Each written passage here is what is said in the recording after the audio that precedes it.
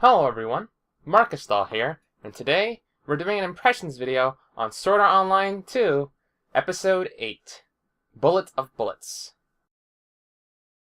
For my overall impressions of this episode, I really liked it. It was plenty of fun, there were a lot of funny scenes, a few scenes that were kind of, I guess you could say action-packed, everything looked good, it was sort of well animated, and overall, I had a lot of fun with the episode. There are definitely a few scenes here that I'm going to be remembering for a while now. So if you're wondering, was this episode any good, or at the very least, was this episode not an entirely slow drag on like last episode? Don't worry, this one finally started to kick things up a notch, and it left us on a bit of a cliffhanger towards the end, really pumped for the next episode, so yep, definitely glad this one came out. Alright everyone, time to go into this area of this review that has a bunch of spoilers. You have been warned. At the beginning of the episode, we see Kirito attempting to converse and intermingle with Shinon again, and she finally accepts it, since he says he wants to exchange information, I suppose, although she already realizes it's more or less going to be a lecture from her. As they go into an area that has a bunch of the players, giving it a bit of a party-like atmosphere, we actually get to see a bit of Kirito's reputation, along with Shinon's amongst the other players.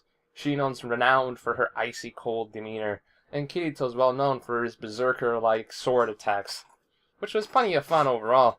And I really loved that part when Kirito accidentally bumped into a player and they just averted themselves immediately and were asking for forgiveness. And then he plays into the fact that most people think that he's a girl, and he says, "Cheer for me in the finals!"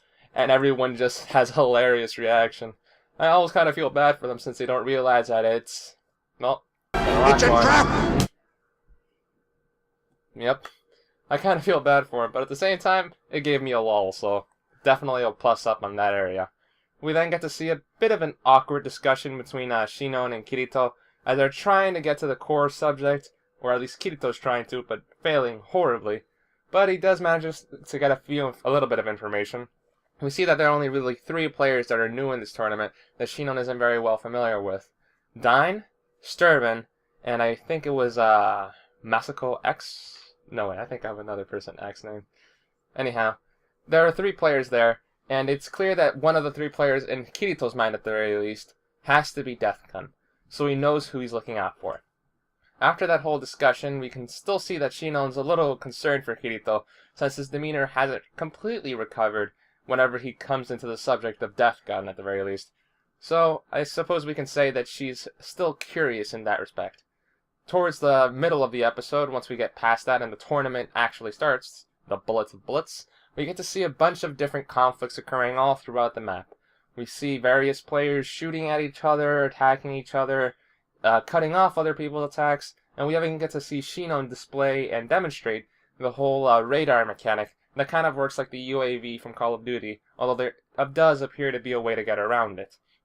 Kirito interrupts her as she's about to attack I do believe it was Dine, and during that interruption, he does kind of get in the fact that he wants to observe the situation, and she wonders how come she didn't notice him on the radar. It appears that if you go underwater, you don't get noticed, and they do take an opportunity to show us a highly feminine character model for Kirito underwater with what barely even appears to be any underclothing. I'm really curious whether or not that should even be qualified as fan service at this point. Anyhow, we continue on, and actually, on that same note, I'm starting to get a bit concerned at how often Shinon gets pinned down in this series. I mean, it's pretty often that she just ends up held down or forced into submission by Kirito. It's almost a bit domineering in a way, and that's really not kind of getting into my comfort zone. But for now, I'm tolerating it since it doesn't appear to have any directly bad malintents behind it, although there's definitely a bit of fan service in those ideas. Holding down the only strong female character that we've had in this entire series. It's a bit disappointing in all honesty. Anyhow, moving on, we get to see the conflict between Dine and Pale Rider, it would seem, and with Pale Rider successfully defeating Dine with an incredible display of acrobatics that should not be possible via the laws of physics, but screw it, it's a video game, and it's awesome. So it definitely makes the Bullet of Bullets seem like a pretty epic show. However, just before Pale Rider manages to leave, he gets attacked by another player who has the actual mantle and appearance that we all recognize as Deathgun, which immediately just triggers Kirito's whole snap gotta do something reaction and tells Shino to snipe the guy in order to try to prevent this assassination. To which we will have to wait for next week.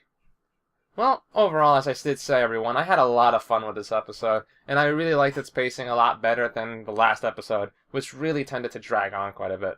I mean, this episode had a few moments whereby I wish things kind of would have accelerated, in particular towards the beginning, but I was still kind of riding off of that whole cheer for me scene in the beginning too, so I was kind of relaxed with that. Well then everyone, that just about does it for my impressions of this video. If you're wondering where I watched it on, I am a premium member on Crunchyroll.com, so if you also wish to watch it at day and date, I suggest checking out Crunchyroll.